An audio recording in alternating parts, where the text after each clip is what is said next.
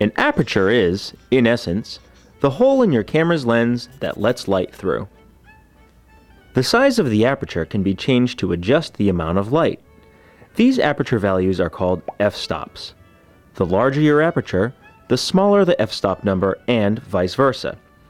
It's a bit confusing at first, but every photographer gets used to it quickly. A large aperture opening, f2.8 for example, lets in more light and allows you to use faster shutter speeds and lower sensitivity settings, leading to sharper photographs with less grain. Large apertures are especially useful when shooting in dark locations, or when shooting sports and action, since fast shutter speeds allow you to freeze a moment in time. A smaller aperture opening, like f16, allows you to shoot during extremely bright conditions, or when you want a slower shutter speed to show movement in your photos. Aperture also affects what's known as depth of field. This is the area from the photographer's viewpoint that is in focus.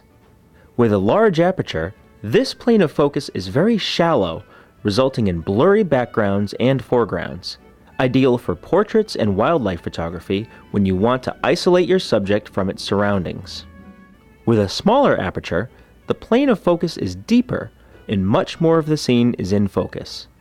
This is ideal for landscapes and some macro photography when you want everything in the frame to be sharp. In general, lenses with a large maximum aperture, 2.8, 1.8, etc., are preferable in every way, since they give you the flexibility to shoot with higher shutter speeds or a shallower depth of field than with a standard lens.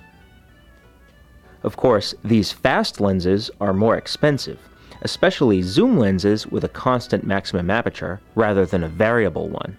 But most photographers will tell you the cost is definitely worth it.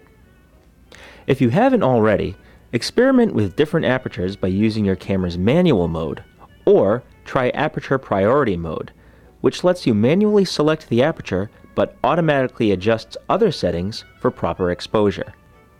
So, wherever you shoot, remember to keep your aperture in mind. From the lenses you use to the settings you choose, aperture is a vital component to making your photos truly memorable.